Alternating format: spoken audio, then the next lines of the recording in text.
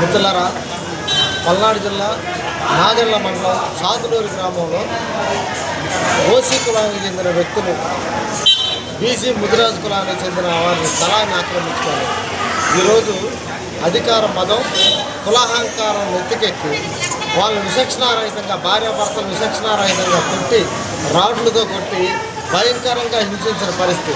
గతంలో వాళ్ళ స్థలాన్ని ఆక్రమించుకొని 4 సెంట్లు ఒక 2 సెంట్ల స్థలాన్ని ఆక్రమించుకున్నారు.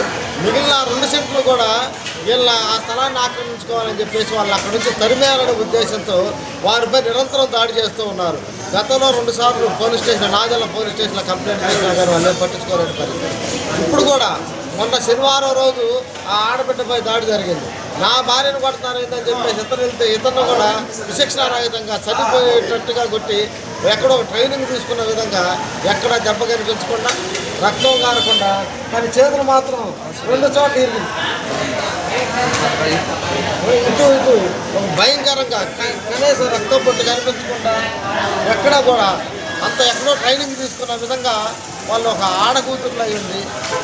2 వ్యక్తులు కొట్టడం చాలా దుర్మార్గమైన చర్య.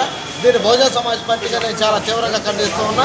ఇప్పటికైనా సరే ఆ నిందితులపై చర్యలు తీసుకొని వాళ్ళకి న్యాయం చేయాల్సిందిగా కోరుతున్నా. వాళ్ళు ఏదైతే వీళ్ళ స్థలాన్ని ఆక్రమించారో ఆ స్థలాన్ని వాళ్ళకి ఇప్పించి వాళ్ళని కఠినంగా శిక్షించాలని బహుజన సమాజ్ పార్టీగా మేము డిమాండ్ చేస్తాం.